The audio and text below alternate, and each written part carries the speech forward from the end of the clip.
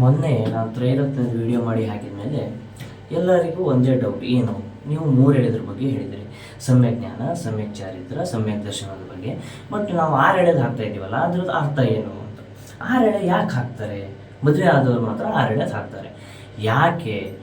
ಈಗ ಒಬ್ಬ ಮಹಿಳೆ ಎಷ್ಟೇ ಪಾವಿತ್ರತೆಯನ್ನು ಕಾಪಾಡಿಕೊಳ್ತಾಳೆ ಅಂತ ಆದರೂ ಸಹ ಜನಿವಾರಕ್ಕೆ ಅವಳಿಗೆ ಪಾವಿತ್ರತೆಯನ್ನು ಕಾಪಾಡ್ಕೊಳ್ಳೋಕ್ಕಾಗಲ್ಲ. ಪಾಪ ಅವರಿಗೆ ತಿಂಗಳ ಅವ್ರದ್ದೇ ಆದಂಥ ಕೆಲವು ಸಮಸ್ಯೆಗಳಿರ್ತವೆ. ಹಾಗಾಗಿ ಮದುವೆ ಆದಮೇಲೆ ತನ್ನ ಗಂಡ ಹೆಂಡತಿಯ ಪರವಾಗಿ ಈ ಸಮ್ಯಕ್ ಜ್ಞಾನ, ಸಮ್ಯಕ್ ದರ್ಶನ, ಸಮ್ಯಕ್ ಚಾರಿತ್ರವನ್ನು ತನ್ನ 3 ಎಳೆಯನ್ನು ಕಾಪಾಡಿಕೊಳ್ಳೋದಲ್ಲದೆ ತನ್ನ ಹೆಂಡತಿಯ ಪರವಾಗಿ ಇನ್ನೂ 3 ಎಳೆ ಹಾಕಿ ತಾನು ಸಮ್ಯಕ್ ಜ್ಞಾನ, ಸಮ್ಯಕ್ ಚಾರಿತ್ರ, ಸಮ್ಯಕ್ ದರ್ಶನದ ಮಾರ್ಗದಲ್ಲಿ ನಡೆದು ತನ್ನ ಹೆಂಡತಿಯನ್ನು ಅದೇ ಮಾರ್ಗದಲ್ಲಿ ನಡೆಸಿಕೊಂಡು ಮೋಕ್ಷ ಮಾರ್ಗದತ್ತ ಹೋಗೋದಕ್ಕೋಸ್ಕರ 6 ಎಳೆಯ ಜನಿವಾರ, ಯಜ್ಞೋಪವೀತ, ತ್ರೈರತ್ನವನ್ನು ಧರಿಸ್ತಾರೆ.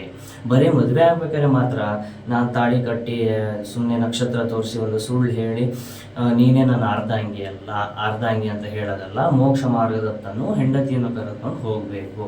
ಹಾಗಾಗಿ 6 ಎಳೆ ಜನಿವಾರನ ಹಾಕ್ತಾರೆ. ಸುಮ್ಮನೆ ಮದುವೆ ಆಯಿತು ಅಂತೇಳಿ 6 ಎಳೆ ಹಾಕಿದ್ರು ನಾನು ಹಾಕೊಂಡೆ ಅಂತ ಹಾಕೋಬೇಡಿ.